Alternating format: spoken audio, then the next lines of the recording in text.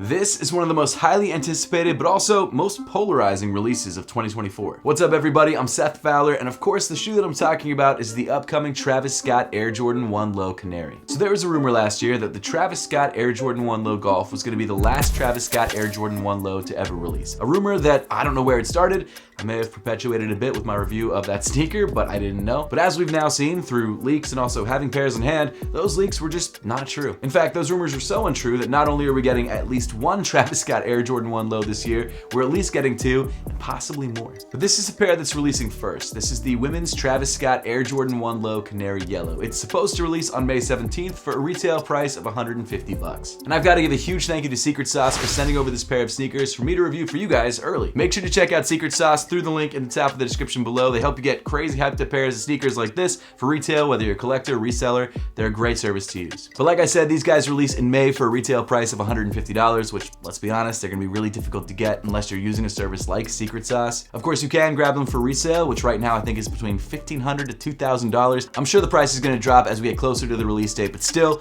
that is an insane amount of money for a pair of yellow Travis Scotts. Speaking of the color, yes, it's wild. I get it. That's the main reason why people don't seem to love this pair of sneakers, because it's so bright, it's so out there, and it's so different from really any other pair of sneakers that Travis Scott has released with Jordan Brand, especially Air Jordan 1s. I think the brightest color that we've gotten on a pair of Air Jordan 1 Travis Scotts is probably the Fragments, which came with blue. And I mean, even then, it was not that bright of a blue. This is also my favorite pair of Travis's ever. Love this shoe, it's incredible. But this Canary colorway, because of everything else that Travis Scott has released, seems like it came completely out of left field. But as I'm sure you've guessed by this point, there is a reason why he's dropping this colorway, and it's not just because he likes the color yellow. I don't even know if he does, but I'm assuming he does if he dropped a yellow sneaker. The colorway of this shoe is inspired by Travis Scott's high school, ELKINS High. And so for me, while this is not a colorway that I dislike, in fact, I actually kind of dig this colorway. This is a pair that I'm definitely trying to pick up for myself. The fact that this shoe is tied into the colorway of Travis Scott's high school gives this shoe a lot more background. And it also is kind of cool because the colors of this school are very similar to that of Laney High School, where Michael Jordan went to high school. So yes, it is bright, and I understand that there's a lot of people out there who probably don't love bright blue and bright yellow together, but honestly,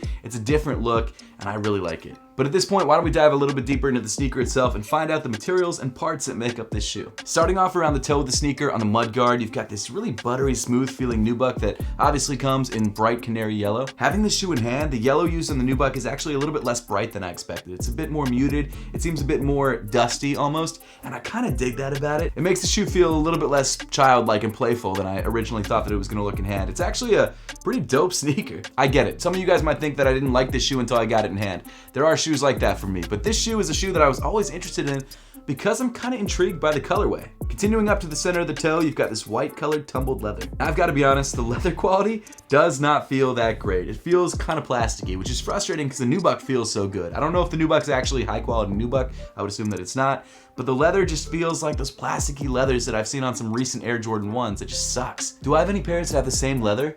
I don't think so. I actually don't keep most pairs that have this kind of leather, so. The only pair that's coming to mind is like the crimson tint ones from like 3 or 4 years ago.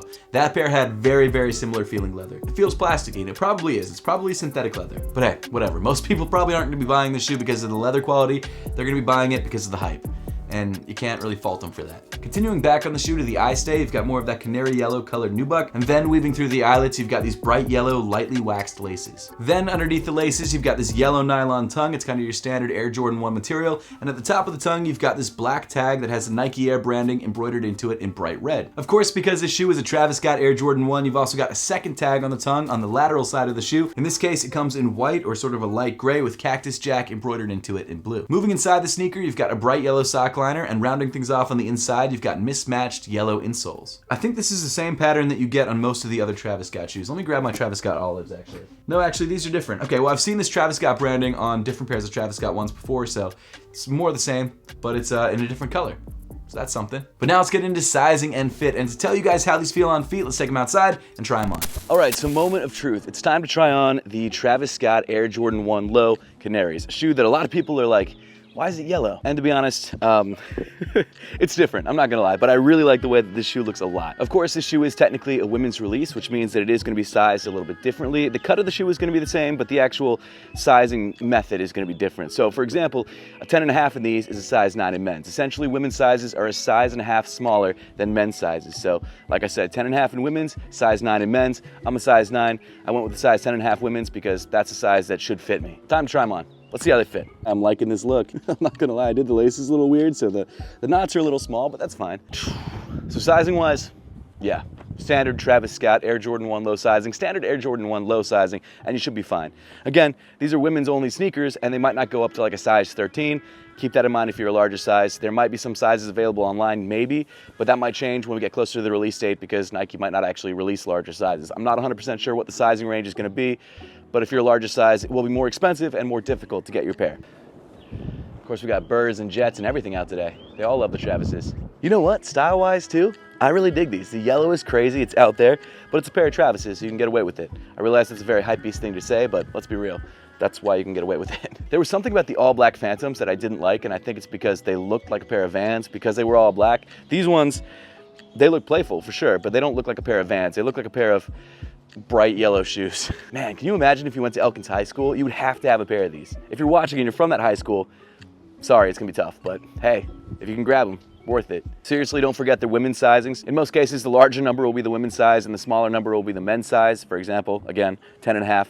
9. But by now we should be used to that because the olives that released last year were also in women's sizing and you guys did just fine with those. So I don't know, I might be going too into depth on that, but still, dope shoe, for sure. My wife's not here to tell me I look dope, but I'm just gonna assume it. Okay, let's go back inside.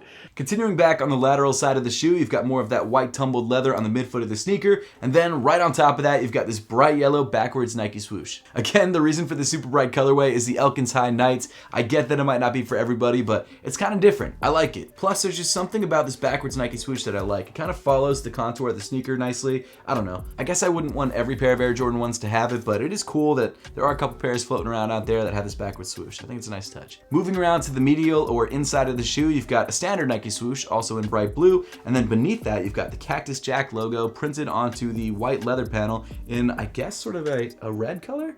It's kind of like a, it's not like a bright red. It's almost like a clay red. I kind of like the contrast that it creates on the side of the shoe. It's nice. Then moving around to the back of the shoe, you've got your embroidered details in the heel tab. On the right shoe, you've got the Wings logo embroidered in white. On the left shoe, you've got the Travis Scott Sicko Mode face embroidered in white. Then moving down on the sneaker, you get to this pretty standard white Air Jordan 1 midsole, and rounding off the look, you've got this semi-translucent gum outsole, which I'll be honest, kind of took me by surprise. I expected this outsole to be like a yellow or a blue when I first saw images or renderings of this shoe, but I really like the fact that they made it a gum outsole. I don't know what it is about gum outsoles, but I really like them. It kind of gives the shoe sort of a skate shoe vibe rather than being just a colorful Air Jordan 1. Kind of grounds the sneaker, and I think it's just a really nice touch. Again, I completely understand if you don't like it, but I like it. This is the first pair of Travis Scotts in a minute that I've been like, wow, that shoe is different. And it's also one of the only different Travis Scott Air Jordan 1 lows to ever release. We've had brown ones, we've had green ones, we've had a blue one, we've had a black one, but none that are yellow and blue. This is something completely off the wall. But man, I'm kind of into it. It's not a sneaker that I'd rock every day, not gonna lie about that, but it's a shoe that I'd be happy to have in my collection to pull out here and there. If I can get it for retail, I'm gonna use secret sauce to try and get it for retail. You know what, I like it enough that I would pay a couple $100s over retail for it if I had to. Probably not 1,000, I think 1,000's crazy. But hey, at this point, I'd love to know your thoughts on the upcoming women's Air Jordan 1 low Travis Scott Canary Yellows, and whether you're planning to grab a pair of these when they officially release in May. So make sure to let me know those thoughts in the comment section down below. Thank you so much for watching. Make sure to subscribe if you haven't yet, and I will see you all in the next one.